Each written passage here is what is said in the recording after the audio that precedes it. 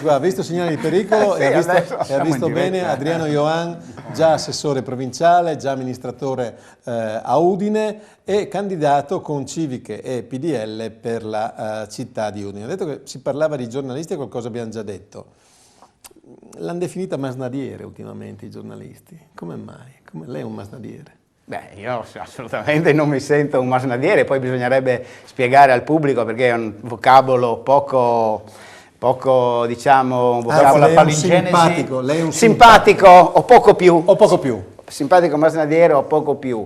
Certo, è un'espressione che ha usato il direttore del Messaggero Veneto per definire diciamo, la mia posizione politica. Ho avuto un incontro con il direttore Monastier dove ha specificato che lui non intendeva assolutamente offendermi, che ovviamente gli dispiace di aver usato questa espressione e che garantisce e che garantirà l'imparzialità del... Leggeremo qualcosa, leggeremo qualcosa sul giornale. Si è visto l'imparzialità? Siamo ancora in fase di accordi. Invece sempre il quotidiano locale dice che lei è più furbo di Tondo e di Serracchiani, perché lei si confronta. No, lei si confronta, cioè Tondo e Serracchiani si confrontano, eccetera, lei non si confronta. Lei ha deciso che il Messaggero Veneto gli è ostile e semplicemente non comunica con il giornale.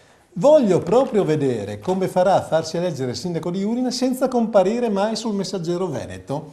Questo è il 3 febbraio 2013. Allora, o è realpolitik, o è pragmatismo, o è qualcosa di peggio.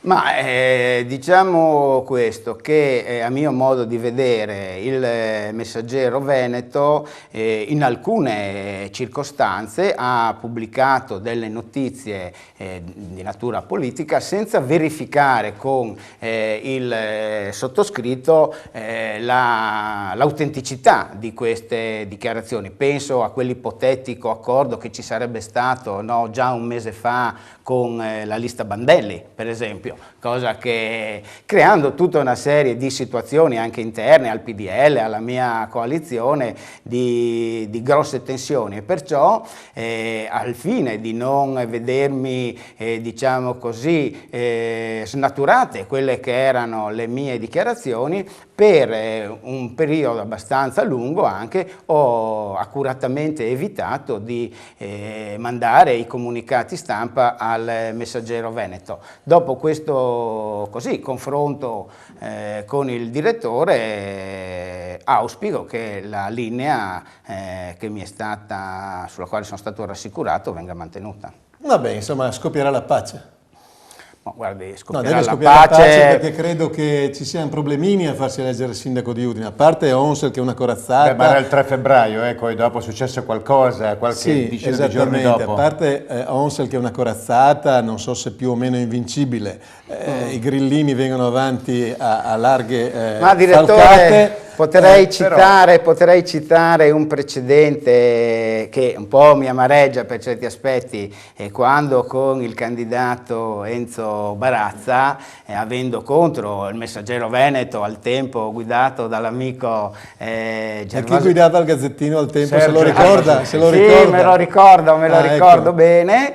Però nonostante, voglio dire, la corazzata del Messaggero Veneto, che a quella volta credo fosse ancora più forte perché adesso c'è internet, ci sono le televisioni, insomma c'è più spazio per comunicare, ciò nonostante Barazza quella volta riuscì contro tutti i pronostici a vincere. Ecco, perciò voglio dire, chissà che non si ripeta questa esperienza. Può essere un altro elemento, sì, un altro elemento, cioè il fatto che circa il 60% della giunta Onsel se ne va, perché non avremo più, cioè quando si toglie un mattone dal muro quasi quasi viene giù il muro, no? Quindi Croattini se ne va, non ci sarà Reitani, la Malisani, non ci sarà Martinez, quindi ecco, Coppola, quindi questa sofferenza già si avverte tra questa compagine che sostiene Onsel.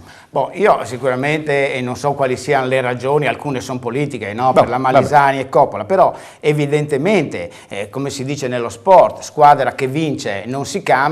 In questo caso la giunta Onsel, se pensiamo al primo che abbandonò la nave anche per una questione molto seria, fu Barillari, che era assessore all'assistenza e si dimise, no? Dopo il caso dell'Eluana, ma anche la Franceschini era Esatto. assessore al personale, perciò di fatto effettivamente gli unici che rimangono sulla nave... Ha scoppiato tondo, insomma, un po'. Però non hanno vinto la Coppa del Nonno, vanno in Champions, questi qua, non è che, voglio dire, è il riconoscimento di una formazione che può permettersi di mandare 2 assessori in Parlamento. Beh, sicuramente per quanto riguarda non facciamo finta che sia stata una passeggiata. Ecco. Diciamo una cosa, allora, storicamente di questa, per quanto riguarda il centrodestra, no? Che non riesce ad esprimere questa città, soprattutto parlo della città di Udine, una figura politica forte negli ultimi anni. Perché? Perché c'è un asse consolidato che passa attraverso Trieste e Pordenone, penso a Camber e Gottardo, l'unico che è riuscito, ma l'ha fatto grazie alla sua caparbietà, perché se ci ricordiamo 5 anni fa il presidente Tondo aveva contro tutti, nessuno lo voleva candidare nel PDL e lui è partito da solo, ha fatto la traversata del deserto in questa sua convinzione ed ha vinto la partita ed è stato l'unico che si è inserito. Beh, l'hanno lasciato andare perché nessuno ci credeva che vincesse contro il... Ecco, io spero di fare la stessa cosa, siccome nessuno avrebbe scommesso un euro sul fatto di battere l'attuale sindaco, io ho un po' ripercorso nel mio micro ovviamente quella che è stata l'esperienza. Ma come fa a fidarsi del PDL? Si è fatto appoggiare, a proposito, intanto è Tondo e non Gottardo che le ha dato il sostegno, poi dopo non è che le cose vadano bene per il PDL a Udine, 16%, insomma è un dato sostanzialmente debolissimo. Beh, diciamo che storicamente il PDL cittadino udinese, e io ne ho fatto parte per tanti anni, ha sempre sofferto, anche quando c'era Forza Italia, no? Ha sempre sofferto rispetto alla ma le politiche c'era sul 25-30%. Sì, quando però in provincia si prendeva il 35%. Perciò noi siamo sempre stati quei 7, 8, anche 10 punti sotto. E questo deriva da una debolezza del centrodestra in questa città che non è mai stato unito e che ha fatto in 20 anni. Chi va al ballottaggio a Udine? Beh, io spero di andarci ovviamente. Allora, mettiamo le ipotesi. Sì, le ipotesi ovviamente sono 2, o ci va, potrebbero essere anche 3, ma insomma, o ci va Onsel. Insomma, andare al ballottaggio è un obiettivo. No, Ecco. ma aspetta un attimo che facciamo dire qualcosa di più, dai, prego. Le ipotesi sono o io e Onsel o i grillini, no? L'avvocato Perozzi. Perozzo? Paolo Perozzo. Però mi confondo con Perozzi. Perozzo e Onsel, oppure andiamo io e Perozzo. Allora in questo caso sarebbe... Diciamo che è più probabile che ci vadano i grillini e Onsel, lo dico con scaramanzia. Bravo. Ecco, ma Ioan a quel punto lì il centrodestra cosa fa? Beh, è chiaro che l'esperienza, per esempio io posso già dire una cosa stasera, direttore, che non farò se dovesse arrivare al ballottaggio e se alcune formazioni politiche vicine a me, diciamo come tradizione, andassero al primo turno da solo, io al ballottaggio non faccio nessun apparentamento. Perché? Perché uno che si presenta al primo turno col proprio programma, con la propria squadra, deve arrivare fino in fondo. Detto questo, perché dico questo? Sì. Perché è dimostrato nella storia politica, almeno della nostra città che io seguo, che alla fin fine non sono i partiti che condizionano gli elettori al ballottaggio, perché il confronto è fra 2 persone. Ricordo lo scontro come Satti-Ceccotti, dove noi sulla carta avevamo altro che il 60% in termini politici, però vinse Ceccotti perché...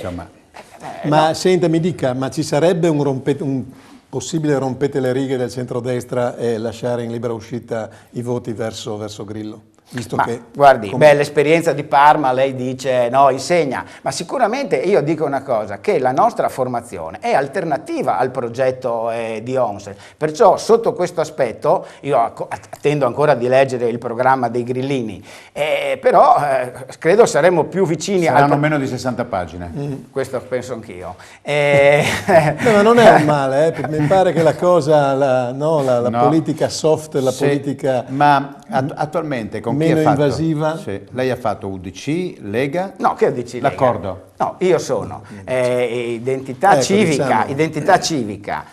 Udine, che è un'altra civica, e PDL. E Queste PDL. sono le tre liste che per adesso mi sostengono. Questa sera si riuniscono gli organi della Lega per decidere, poi io adesso non so la vicenda Monti, ho letto, no, dell'assemblea che hanno da avuto soli, ieri sera, e quindi? questo non si sa come può procedere. Senta, parliamo di Udine perché dobbiamo parlare della città evidentemente. In cosa sarebbe completamente diversa la Udine di Ioan rispetto a quella del sindaco uscente?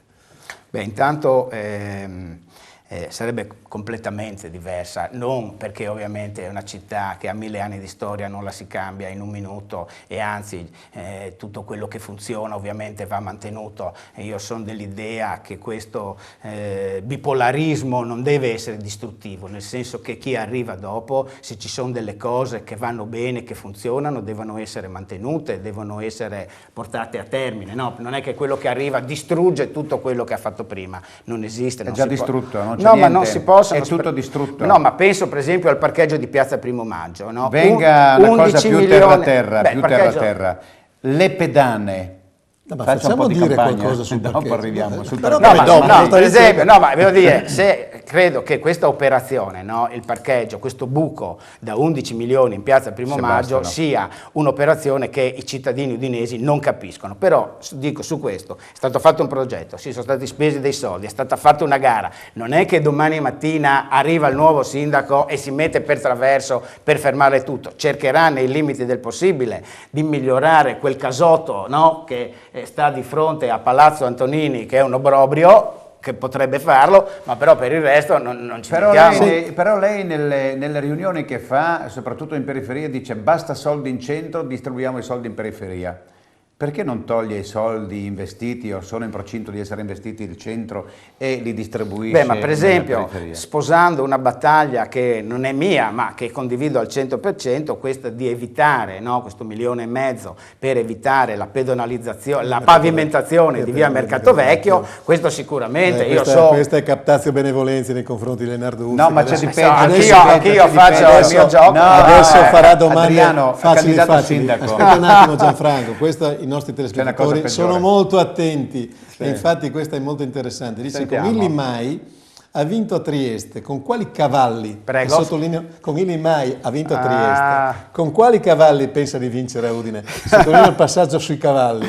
Sì, con quali Molto cavalli? sottile, molto sottile. Allora Illimai era un cavallo della scuderia Ioan. Sì, scuderia, io non ho mai avuto una scuderia, ho un piccolo allevamento. allevato. No, porta bene, guarda Berlusconi come porta bene. Sì, però il nome era interessante, Bene, Illimai era politico, mi esposi Allora, quali parecchio. sono i cavalli? Di razza? Di razza, beh, guardi, quello che posso dire, la presenterò, credo, una delle 2 liste civiche verrà presentata già sabato, e credo sarò il primo a presentare la lista. Ci sono 40 persone che sono tutte, che in questa città hanno un loro, diciamo così, un loro percorso, una loro storia, professionisti, presidenti di associazioni, sono questi cittadini comuni che sono la forza vera per cambiare la città. Qui non abbiamo bisogno dello scienziato, adesso non voglio toccare Onser, sì, con tutto il rispetto per Onser, che sicuramente è uno scienziato, ma qui non abbiamo bisogno dello scienziato, noi abbiamo bisogno del sindaco che conosce bene la città, che affronta in maniera concreta, pragmatica e alla friulana, se volete, no, i problemi di questa città. Io non ho letto il suo programma, perché immagino. sono 60 pagine. No, ma perché non sono riuscito a scaricarlo? L'ho scaricato stasera e ho trovato Troppo lunga. Ho trovato Già quella la cosa prima, sulla palingenesi che non mi ha messo in piace. difficoltà. Si è già interessato. I giovani. I giovani saranno una parte fondamentale della mia lista, lo vedrete, sono tutti ragazzi dell'università o appena laureati.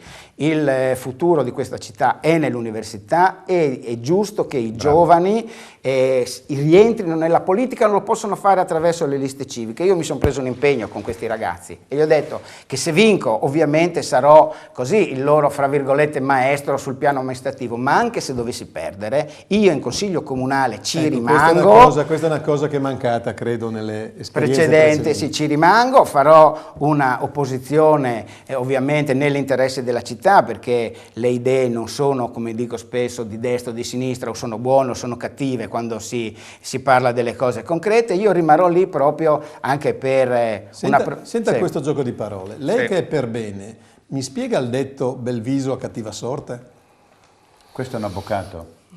Questo è un avvocato, Questo è un Belviso a avvocato. cattiva sorte, ma c'è questa vicenda qui di Marco Belviso con il quale io sono partito in questa operazione che avevamo chiamato blocco civico, lui a metà percorso senza Era un blocco intestinale più che Sì, lei infatti l'ha definito subito blocco intestinale, me lo ricordo. adesso No, è vero, verissimo. non me lo ricordo. esageriamo, Era un ecco. blocco sovietico. Vabbè, Blocco dai. sovietico, lui a metà percorso se n'è andato senza tra l'altro motivare e vabbè, avrà avuto... Ma ha lasciato solo e se n'è chiuso.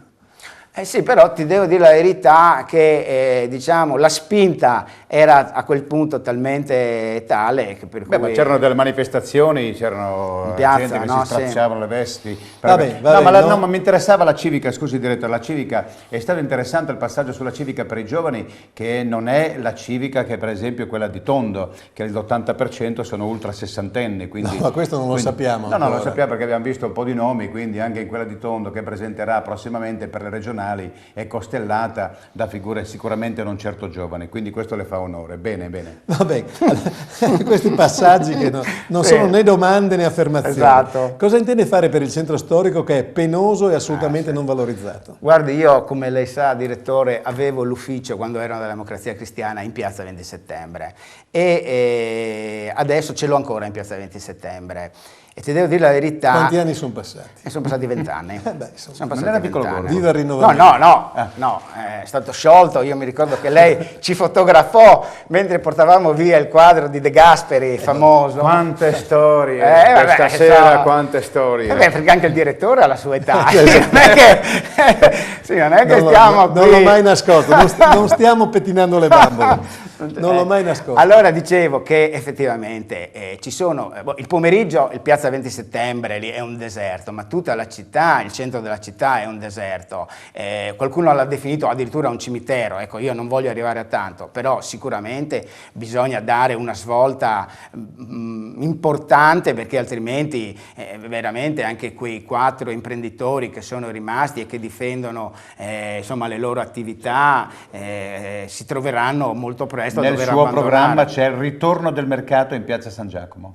Sì, c'è... Ho letto il suo programma, Sì, è sì, questo. sì, sicuramente, cioè, anche lì ci sono 1000 anni di storia, voglio dire, no? Ma se per 1000 anni il mercato è stato in un posto e ha funzionato, ma perché dobbiamo spostarlo?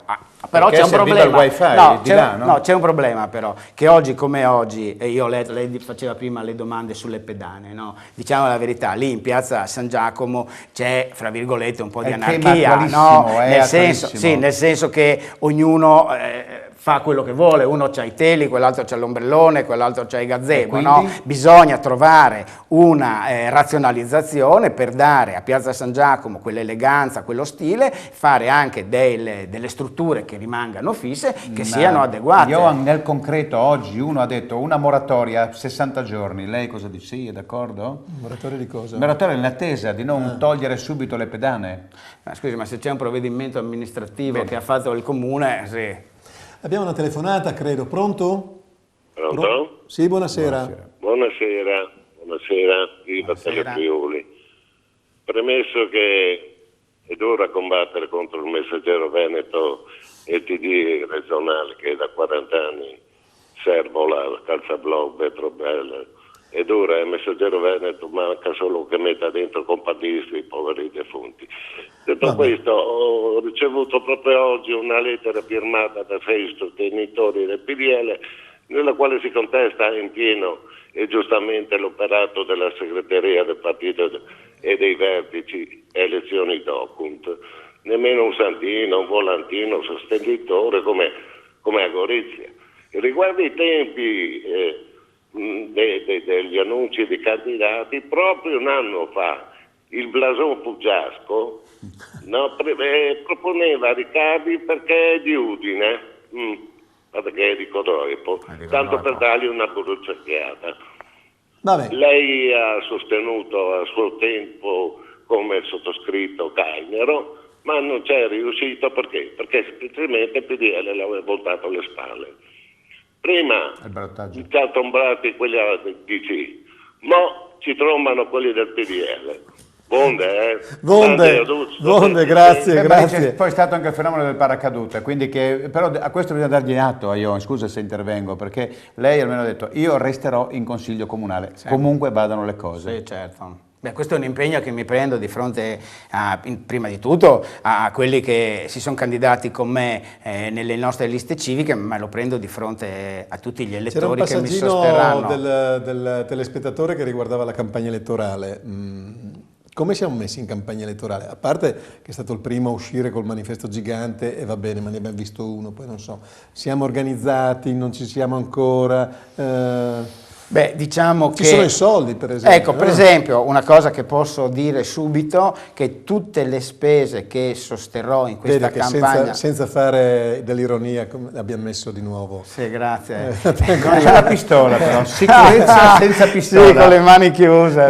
Sicurezza senza pistola è una garanzia. Ecco, allora dicevo che tutte le risorse che serviranno per questa campagna elettorale sono mie personali. Io non accetto contributi da nessuno. Neanche dai privati? Neanche dichiarati? Da nessuno. Sono i soldi, sono i miei risparmi, io li investo su un'operazione che è una vita che voglio fare e perciò è giusto che ci metta del mio. Soldi, secondo lei è congruo o anche come tempistica la cessione del ramo acqua AMGA al CAFC per 23 milioni e mezzo? Beh, qui voglio dire, servirebbe una trasmissione per parlare, però personalmente da assessore provinciale mi sono impegnato perché questa operazione avvenisse. Adesso sui 23 milioni lì ci sono gli advisor che hanno certificato l'operazione. Dico solo che per il Friuli è importante non farsi fregare questi servizi essenziali. A Cegas, a Piesse, a Trieste ci sta mangiando tutto. È possibile che i friulani con questo fascino... Adesso si chiama ERA, credo. Sì, adesso si chiama ERA. Ma tra sede a Trieste 13 milioni di euro di tasse che rimangono qua in regione, quindi il futuro presidente della regione o presidente della giunta può anche rallegrarsi. Ma il territorio friulano, non faccia come Onsel che dice guai, leggi regionali xenofobe e che privatizzano i beni comuni come l'acqua. Ma questo non è assolutamente vero. In questo il sindaco ha pagato 5 anni di ritardo. Questa operazione si poteva fare 5 anni fa, ce ne saremmo avvantaggiati tutti. La stessa AMGA che sappiamo ha avuto una grossa sofferenza, no, su questa vicenda. L'importante è questo, che noi friulani sui trasporti, sulla questione dei rifiuti, sull'acqua dobbiamo fare sistema, dobbiamo fare rete. Sentiamo se c'è un'altra telefonata. Pronto? Pronto? Pronto? Buonasera. Buonasera. Prego. No, volevo non so, dire una cosa. Se il PDL si sente un po' pronto, ecco, per intervenire, siccome è tanti anni che non riesce a emergere, volevo dire sì, se era il caso di riuscire a emergere. Beh, si spera. Beh, è ovvio che io diciamo pure che Ioan ha, come dire, un po' trainato, no? Ha fatto un po' da rompighiaccio rispetto a questa situazione, ecco, che fino all'altro giorno non aveva nessun candidato. Un moroteo rivoluzionario. No, ma se posso dire, anche tornando sulla vicenda... Grazie alla telefonata.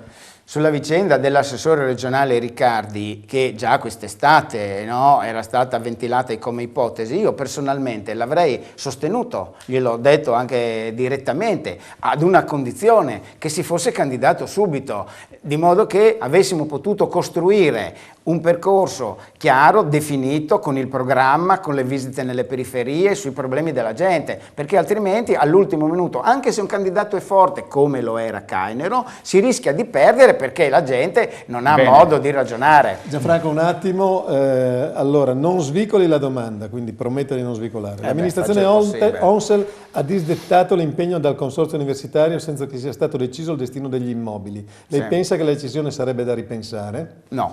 No, perché da assessore provinciale alle partecipate conosco il bilancio del consorzio universitario e da diciamo solo una piccola parte, una parte viene diciamo utilizzato per la manutenzione degli immobili dell'università. Credo che il consorzio, proprio stasera c'era l'atto costitutivo del consorzio negli anni, credo fosse il 1967, non vorrei sbagliarmi, ha svolto un ruolo fondamentale per la nascita dell'Università di Udine. Oggi però è superato perché la provincia, il comune, che sono gli enti sostenitori principali del consorzio, questi soldi, circa 150.000 euro per ente, possono darli direttamente all'università. Facciamo un passaggio, scusa Gianfranco, poi ti lascio la parola, un passaggino sulla regione, no? Perché sì, se ne ride anche, si ironizza molto sulle gomme, sui treni di gomme, sul pesce, su tante altre cose.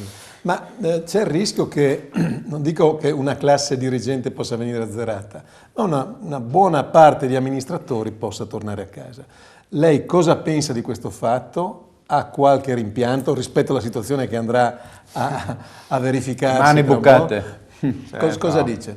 Poteva tranquillamente aspettare sulla riva del fiume e forse qualche posto si liberava. Però insomma uno credo che nella vita ci abbia anche un po' di orgoglio. Io questa del sindaco ce l'ho sempre avuta fin da ragazzo, fin da che andavo ai calzoni corti, che andavo lì in consiglio comunale a seguire i dibattiti quando c'era ancora Candolini, è una cosa che volevo fare. Guardi che ha fatto cadere un consiglio comunale lei, In che senso cadere il consiglio? L'accusano di questo, ma comunque procede. Va bene, possiamo parlarne. No, ne parliamo un'altra volta. Possiamo un'altra volta. No, certo, questo dei consiglieri regionali, dato il contesto, è un fatto molto serio, secondo me, e chi ha sbagliato utilizzando dei soldi pubblici per spese assolutamente, voglio dire, per l'opinione pubblica assolutamente incomprensibili, deve assolutamente fare un passo indietro, lo deve fare. Come si faranno le liste a questo punto?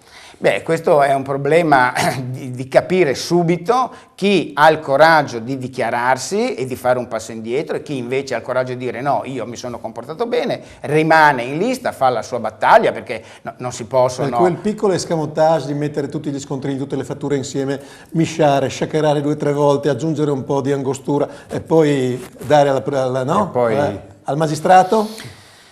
Guardi, io non conosco. No, neanche io non conosco, però immaginavo questa situazione. Se non si fosse dimesso Blasoni, lei si sarebbe candidato a sindaco? Se non si fosse dimesso Blasoni dal coordinamento, uscito dal partito, perché lui si è dimesso dal coordinamento comunale 4 mesi prima delle elezioni, no? Sì. Della scadenza, no? Sì. Lei ha sempre detto, ma qua c'è qualcosa che non va, e se c'è lui io non mi candido.